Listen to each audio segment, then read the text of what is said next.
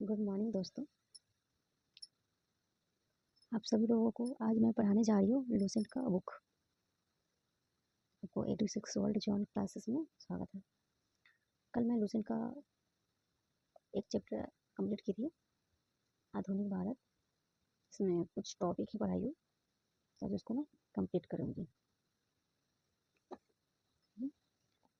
तो मैंने आपका कल आधुनिक भारत का उत्तराधिकारी मुगल सम्राट मैंने यहाँ तक कंप्लीट किया था, पानीपत का तीर्थी युद्ध। तो पानीपत का तीर्थी युद्ध कब हुआ था? 1761 में। किसके किसके बीच में हुआ था? मराठा और अहमद शाह अब्दाली के बीच में। किसकी जीत हुई थी? मराठों की जीत हुई थी। इसके बाद क्या बोलते हैं उसको, ईरान का नेपोलियन किसे कहा जाता है? नादिर शाह अब्दाली को। किसको कहा जाता है? ईरान का नेपोलियन नादिर शाह को। ठीक है। उसके अलावा मैंने आपको पढ़ा दिया था, तुरानी सैनिक हैदर बेग ने 9 अक्टूबर 1720 ईस्वी को सैयद बंधु हुसैन अली खां की हत्या कर दी गई थी। तो सैयद बंधु हुसैन अली खां की हत्या किसने की थी? हैदर बेग ने। ठीक है। तो मैं खुद आगे का चैप्टर स्टार्ट करती हूँ। अब जैसे कि यहाँ पे ये दिया हुआ है कि उत्तराधिकारी मुगल सम्राट का शासनकाल कितना से कितना तक रहा है। ठीक है। तो बहादुर शाह का शासनकाल कब कितना से कितना रहा है? 1707 से 1712। बहादुर शाह का शासन कितना साल किया? 5 साल। कब से कब तक? 1707 से 1712। जहांदार शाह का शासनकाल कितना रहा है? 1712 से 1713, यानी 1 साल ही शासन किया है। फर्रुख सियर का शासनकाल कितना से कितना रहा? 1713 से 1719, जिसके शासनकाल में ही 1717 में मेगना कार्टा लागू किया गया था। मोहम्मद शाह, इसका शासनकाल 1719 से 1748 ईस्वी तक रहा। अहमद शाह 1748 से 1754 ईस्वी तक इन्होंने शासन किया है। आलमगीर द्वितीय 1764 से 1759 ईस्वी तक शासन किया है। शाह आलम द्वितीय का शासनकाल 1769 से 1806 ईस्वी तक शासन किया है। ठीक है। अकबर द्वितीय, ये अकबर वो नहीं है जो बाबर का वंशज है, नहीं, ये अकबर द्वितीय है। ठीक है। अकबर द्वितीय 1806 से 1837 ईस्वी तक शासन किया है। बहादुर शाह जफर 1837 से 1857 ईस्वी तक इन्होंने शासन किया है। ठीक है। बहादुर शाह जफर वही हैं जो दिल्ली पे शासन करते थे, जिन्हें अंग्रेजों ने काला पानी की सजा दी थी रंगून में, जिन्हें 2 गज नसीब बिना हुआ था कफन का। ठीक है। तो मैं स्टार्ट करती हूँ यहाँ से। अहमद शाह अब्दाली का वास्तविक नाम अहमद खां था। अहमद शाह अब्दाली का वास्तविक नाम क्या था? अहमद खां था। इसने 8 बार भारत पर आक्रमण किया। अब देखिए, अहमद शाह अब्दाली का वास्तविक नाम क्या था? अहमद खां। इसने 8 बार भारत पर आक्रमण किया। भारत ऐसा था, भारत पहले सोने की चिड़िया कहा जाता था और इतना अच्छा देश था कि इस पे किसने आक्रमण नहीं किया, ये कहा जा सकता है कि किसने आक्रमण नहीं किया। जितने भी देश हैं सारे ने भारत पे आक्रमण किया, तो कुछ ना कुछ लूट कर ही गए। गुलाम कादिर खान ने 1806 में शाह आलम द्वितीय की हत्या करवा दी। गुलाम कादिर खान ने 1806 में शाह आलम द्वितीय की हत्या करवा दी। बहादुर शाह द्वितीय जफर अंतिम मुगल सम्राट था। बहादुर शाह द्वितीय जफर अंतिम मुगल सम्राट था। 1857 ईस्वी की क्रांति में भाग लेने के कारण अंग्रेजों द्वारा बहादुर शाह जफर को बंदी बना दिया गया या रंगून भेज दिया गया। अंग्रेज ने 1857 में क्या किया था? बहादुर शाह जफर को कैद कर लिया, बंदी बना लिया था, बंदी बना के रंगून भेज दिया था और काला पानी की सजा दिया गया था। लाल किला स्थित हीरा महल बहादुर शाह ने बनवाया था। हीरा महल को किसने बनवाया? बहादुर शाह जफर ने। मशहूर शायर मिर्जा गालिब बहादुर शाह जफर के ही समय दिल्ली में रहते थे। मिर्जा गालिब शायर हैं, मिर्जा गालिब, वो बहादुर शाह जफर के समय में ही दिल्ली में रहते थे। हयात बख्श बाग लाल किला दिल्ली में स्थित है। हयात बख्श बाग कहाँ स्थित है? लाल किला दिल्ली में स्थित है। 40 पॉइंट हमारा चेंज हो रहा है। इसमें है कि भारत में यूरोपियन व्यापारी कंपनियों का आगमन। हमारे भारत में कंपनियों का जो आगमन हुआ था यूरोपियन का, उसके बारे में पढ़ना है। तो 17 मई 1498 ईस्वी में वास्को डी गामा ने भारत के पश्चिमी तट पर स्थित कालीकट बंदरगाह पहुंचकर भारत एवं यूरोप के बीच नए समुद्री मार्ग की खोज की। इस यात्रा में वास्को डी गामा के गुजराती पथ प्रदर्शन अब्दुल मनीद ने सहयोग किया था। भारत में यूरोपीय व्यापारी कंपनी का जो आगमन हुआ था, सबसे पहले आगमन हुआ था तो वो था Vasco D gamma. Vasco D gamma 17 मई 1498 ईस्वी को भारत में आया था। भारत में सबसे पहले कहाँ आया था? तो भारत के पश्चिमी तट पे आया था। ठीक है, जब इन वास्को डी गामा आए थे, यहाँ से जो काली मिर्च और गरम मसाले लेकर गए थे, वहाँ यूरोपियन में इन्होंने इस सामान को, इस मसाले को महंगे 60 गुना मुनाफा हुआ था उन लोगों को, वास्को डी गामा को। 1506 ईस्वी में फ्रांसिस्को द अल्मेडा भारत में प्रथम पुर्तगाली वायसराय बनकर आया। 1509 ईस्वी में अल्फांसो द अल्बुकर्क भारत में पुर्तगाली की वायसराय बना। इसने 1510 ईस्वी में बीजापुर के युवक शहर से गोवा को जीता। पुर्तगाली ने अपनी पहली व्यापारी कोठी कोचीन में खोली थी। पुर्तगाली ने अगर पहली कोठी खोली थी तो सबसे पहली कोठी कहाँ खोली थी? कोचीन में खोली थी। ठीक है, और पहला वायसराय कौन बना पुर्तगाली का? फ्रांसिस्को द अल्मेडा कब बना था? 1505 में। पुर्तगाली का पहला वायसराय कौन बना? फ्रांसिस्को द अल्मेडा कब बना? 1505 में। उसके बाद दूसरा वायसराय किसने बना? अल्फांसो द अल्बुकर्क 1509 में। ठीक है, इसमें वास्तविक वायसराय किसको कहा जाता है? अल्फांसो द अल्बुकर्क 1509 को। बीजापुर किसने जीता? अल्बुकर्क ने कब जीता? 1510 में जीता। दक्षिणी पूर्वी तट पर पुर्तगाली की एकमात्र बस्ती सन धोमे थी। पुर्तगालियों के बाद भारत में डच लोग आए। पहला डच यात्री कर्नेलियन हाउटमैन 1896 ईस्वी में भारत के पूर्व सुमात्रा पहुंचा। डचों ने भारत में अपनी प्रथम व्यापारी कोठी फैक्ट्री 1605 ईस्वी में मसूलीपट्टनम में स्थापित की। डचों की दूसरी व्यापारी कोठी पुलिकट में स्थापित हुई, जहां उन्होंने अपने स्वर्ग सिक्के पैगोडा को ढाला और पुलिकट को ही समस्त गतिविधियों का केंद्र बनाया। डचों ने भारत में प्रथम बार औद्योगिक वेतनभोगी रखे। कोलाचेर की लंबाई, इस लंबाई में त्रावणकोर का राजा मार्टर्ड वर्मा ने 10 अगस्त 1741 को एडमिरल यूटाचियस डी लयान के नेतृत्व वाली डच ईस्ट इंडिया कंपनी की सेना को हरा दिया। डचों का भारत में अंतिम रूप से पतन 1759 ईस्वी को अंग्रेजों द्वारा डचों के मध्य हुई वेदरा युद्ध में हुआ था। अभी कहा जाता है कि डचों का युद्ध कब हुआ था? तो 1759 में। किस युद्ध के थ्रू हुआ था? वेदरा का युद्ध। वेदरा का युद्ध किसके किसके बीच में हुआ था? अंग्रेजों एवं डचों के बीच में हुआ था। 31 दिसंबर 1600 ईस्वी को इंग्लैंड की रानी एलिजाबेथ प्रथम ने ईस्ट इंडिया कंपनी को अधिकार पत्र प्रदान किया।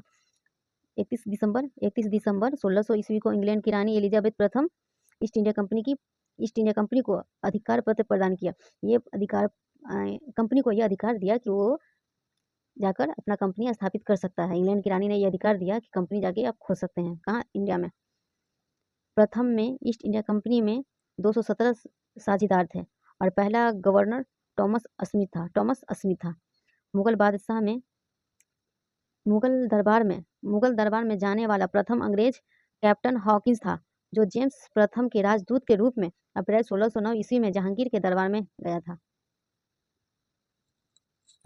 पहला मुगल दरबार में आने वाला अंग्रेज कौन था? Thomas Hawkins. इसका जो राजदूत था कौन था? जेम्स प्रथम। कब आया था? 1609 ईस्वी में। किसके शासनकाल में आया था? जहांगीर के दरबार में आया था, मुगल दरबार में। भारत आने वाला पहला अंग्रेजी जहाज कौन सा था? Red dragon. भारत में आने वाला पहला जहाज रेड ड्रैगन था। 1611 ईस्वी में दक्षिण पूर्व समुद्र तट पर सर्वप्रथम अंग्रेजों ने मसूलीपट्टनम में व्यापारी कोठी की स्थापना की थी। अंग्रेजों ने मसूलीपट्टनम में व्यापारी कोठी की स्थापना कब की? 1611। कब अंग्रेजों ने पहला कोठी कब स्थापित किया? 1611। कौन सी जगह? मसूलीपट्टनम। जहांगीर ने 1613 ईस्वी में एक फरमान जारी कर अंग्रेजों को सूरत में टॉमस एल्बर्थ के अधीन व्यापारी कोठी फैक्ट्री खोलने की इजाज़त दी। पूर्वी तट पर अंग्रेजों ने अपना प्रथम व्यापारी कोठी मसूलीपट्टनम में 1611 में खोला, जबकि पश्चिमी तट पर सूरत में 1613 ईस्वी में व्यापारी कोठी स्थापित किया। पहली बार सूरत में 1608 ईस्वी में व्यापारी कोठी स्थापित करने का प्रयास किया गया था। अंग्रेज का जो फैक्ट्री जो स्टार्ट हुआ था सबसे पहले, वो अधिकार उसको परमिशन मिल गया था 1608 में ही खुलने का, खुला भी, लेकिन किसी कारणवश वो स्टार्ट नहीं हो पाया। वही कंपनी फिर मसूलीपट्टनम में 1611 में स्थापित किया गया। पहला कंपनी तो ऐसे 1608 ईस्वी में सूरत में किया गया था, लेकिन सही तरीके से उसको ओपन नहीं किया गया। अगर सही तरीके से ओपन किया गया है तो सबसे पहले 1611 में पूरी तरीके से 1611 में मसूलीपट्टनम में स्टार्ट किया गया था। 1615 ईस्वी में सम्राट जेम्स एक ने सर थॉमस रो को अपना राजदूत बनाकर मुगल सम्राट जहांगीर के दरबार में भेजा। वह फरवरी 1619 ईस्वी तक भारत में रहा। उसने जहांगीर एवं खुर्रम शाहजहां से अंग्रेजों के लिए कुछ व्यापारिक छूट प्रदान करने में सफल हुआ। 1632 ईस्वी में गोलकुंडा के सुल्तान ने अंग्रेजों को एक सुनहरा फरमान दिया, जिसके अनुसार अंग्रेज सुल्तान को 500 पैगोड़ा वार्षिक कर देकर गोलकुंडा राज के बंदरगाह पर स्वतंत्रतापूर्वक व्यापार कर सकते थे। 1639 ईस्वी में अंग्रेज फ्रांसिस दे ने चंद्रगिरी के राजा से मद्रास पट्टे पर लिया एवं वही एक किलाबंद कोठी का निर्माण किया। इस कोठी का नाम फोर्ट सेंट जॉर्ज पड़ा और यही फोर्ट सेंट जॉर्ज कालांतर में कोरोमंडल तट पर अंग्रेजी मुख्यालय बना। 1661 ईस्वी में पुर्तगाली राजकुमारी कैथरीन ऑफ ब्रेगेंजा एवं ब्रिटेन के राजकुमार चार्ल्स द्वितीय का विवाह हुआ। इस अवसर पर दहेज के रूप में पुर्तगालियों ने चार्ल्स द्वितीय को बम्बई प्रदान किया। पहले के राजा और रानी में जब शादी होती थी तो दहेज में एरिया दिया जाता था कि ये एरिया आपका हुआ, वो एरिया आपका हुआ। तो ब्रिटेन के जो राजकुमार था और पुर्तगाली राजकुमारी थी, इन दोनों में जब शादी हुआ था तो लड़की वाले पुर्तगाली मुंबई को दहेज में दिया था राजकुमार को, ब्रिटेन के राजकुमार को। 1668 ईस्वी में चार्ल्स द्वितीय ने मुंबई को 10 पाउंड के वार्षिक किराए पर ईस्ट इंडिया को दे दिया। जो दहेज में मुंबई इसको मिला था वो अंग्रेज के हाथ वार्षिक किराए पर ईस्ट इंडिया कंपनी को बेच दिया। जो इसको दहेज में मिला था वो ईस्ट इंडिया कंपनी को 10 पाउंड के हिसाब से बेच दिया, वार्षिक से बेच दिया। 1687 ईस्वी में अंग्रेजों ने पश्चिमी तट पर मुख्यालय सूरत से हटाकर मुंबई को बनाया। गेराल्ड ओंगियर सूरत का प्रेसिडेंट या मुंबई का गवर्नर ने मुंबई शहर की स्थापना की। मुंबई शहर की स्थापना किसने किया? सूरत का प्रेसिडेंट या मुंबई का गवर्नर। कब? 1669 में। बंगाल के शासक शाह शुजा ने सर्वप्रथम 1651 ईस्वी में अंग्रेजों को वार्षिक छूट की अनुमति दी। इस अनुमति को निशान कहते हैं। 1698 ईस्वी में अंग्रेजी ईस्ट इंडिया कंपनी ने 3 गांव सुतानुती, कालीकट एवं गोविंदपुर की जमींदारी 1200 रुपये भुगतान कर प्रदान की और यहाँ पर फोर्ट विलियम का निर्माण किया। जॉर्ज आयर फोर्ट विलियम के प्रथम प्रेसिडेंट हुए। कालांतर में यही कोलकाता नगर कहलाया, जिसकी नींव जॉर्ज चारनॉक ने रखी। यानी कोलकाता की स्थापना किसने किया?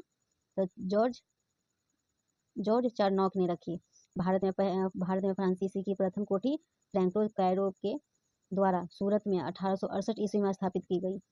1674 ईस्वी में फ्रांसीसी कंपनी के निर्देशक फ्रैंकिस मार्टिन ने वालीकोंडापुर के सूबेदार शेख लोधी है पुंडुचेरी नामक एक गांव प्राप्त किया, जो कालांतर में पांडिचेरी के नाम से जाना गया। आंग्ल फ्रांसीसी संघर्ष। भारत में आंग्ल फ्रांसीसी संघर्ष को कर्नाटक युद्ध के नाम से भी जाना जाता है। प्रथम कर्नाटक युद्ध 1746 से 48। 1740 में ऑस्ट्रेलिया पर उत्तराधिकारी को लेकर यूरोप में अंग्रेजों द्वारा फ्रांसीसी के मध्य संघर्ष प्रारंभ हुआ। इस संघर्ष के कारण ही भारत में दोनों कंपनियों के मध्य 1747 युद्ध 1746 युद्ध आरंभ हो गया। प्रथम कर्नाटक युद्ध के दौरान लड़ा गया सेंट टोपे का युद्ध फ्रांसीसी सेना को जीत मिली। प्रथम कर्नाटक युद्ध यूरोप में 1748 ईस्वी में हुई। एक्सला-शापैल की संधि से समाप्त हुआ। इस संधि में ऑस्ट्रेलिया का उत्तराधिकारी का विवाद आपसी सहमति से सुलझा लिया गया। कहने का मतलब है कि आंग्ल फ्रांसीसी युद्ध प्रथम, द्वितीय और तृतीय हुआ है। तो प्रथम आंग्ल युद्ध कब से कब, कितना से कब तक हुआ? 1746 से 1748। ठीक है, इसमें एक्स-ला-चैपल की संधि के समाप्ति के बाद ही ये युद्ध समाप्त हुआ। इसका विषय ये था ऑस्ट्रेलिया का उत्तराधिकारी का विवाद। इस युद्ध का टॉपिक, इस नेम दे सकते हैं इस युद्ध में जो हुआ था। द्वितीय कर्नाटक युद्ध ये कब हुआ था? 1749 से 1754। इस युद्ध का कारण हैदराबाद एवं कर्नाटक के उत्तराधिकार विवाद बना। हैदराबाद असफ जाह की मृत्यु के बाद उत्तराधिकारी को लेकर नासिर जाह पुत्र और भतीजे मुजफ्फरगंज के मध्य विवाद खड़ा हो गया। कर्नाटक के नवाब अनवरुद्दीन तथा इसके भनोई चंदा साहिब के मध्य विवाद शुरू हुआ। हैदराबाद और कर्नाटक में चल रहे इन विवादों से राजनीतिक बढ़त बनाते हेतु डुप्ले ने हैदराबाद में मुजफ्फरजंग और कर्नाटक में चंदा साहिब का साथ दिया। अपरिहार्य रूप से अंग्रेजों को नासिर जंग अनवरुद्दीन का सहयोग करना पड़ा।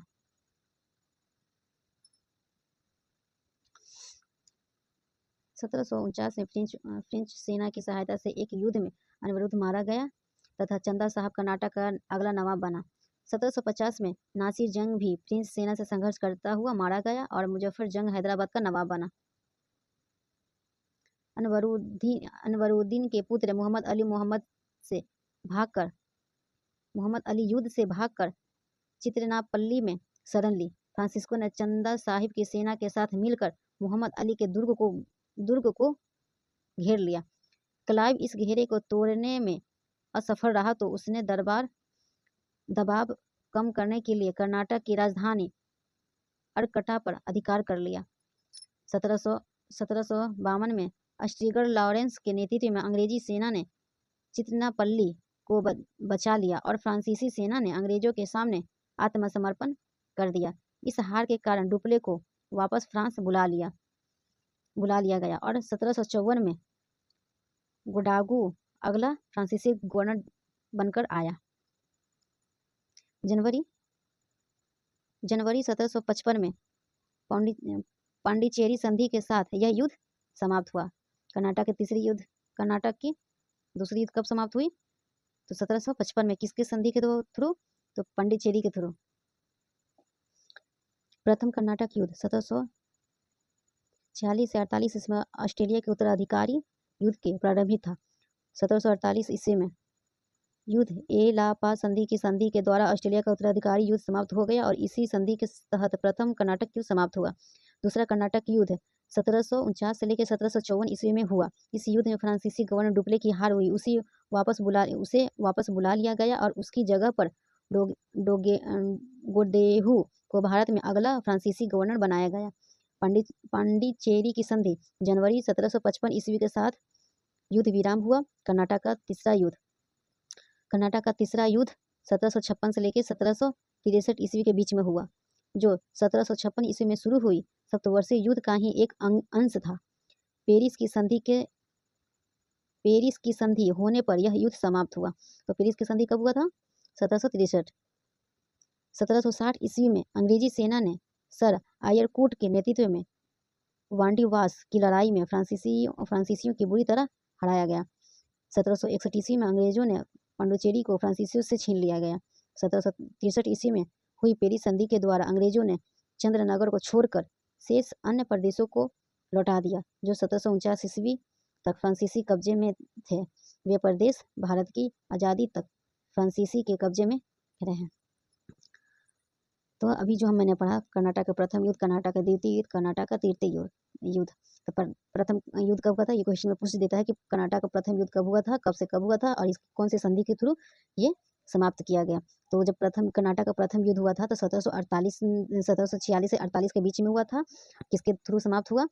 तो 1748 में एला शपथ की संधि के थ्रू समाप्त हुआ। दूसरा कर्नाटक युद्ध कब हुआ था? 1749 से 1754 के बीच में हुआ। किस संधि के थ्रू इसको दबा दिया गया? इस संधि किसके थ्रू दबाया गया? 1755 में पांडिचेरी की संधि हुई थी, उसके थ्रू इस युद्ध को विराम अवस्था दे दिया गया था। कर्नाटक का दूसरा युद्ध को। तृतीय युद्ध कब से कब हुआ था? तो 1756 से 1763। इस युद्ध को सप्तवर्षीय युद्ध द्वारा समाप्त कर दिया गया। ठीक है, कल मैं पढ़ूंगी बंगाल पर अंग्रेजों का आधिपत्य। ठीक है, तो इसमें आज मैंने जो टॉपिक पढ़ाया है उसको अच्छे से याद कीजिएगा, और कोई भी दिक्कत हो तो अपने को कमेंट करके बता सकते हैं। Thank you so much.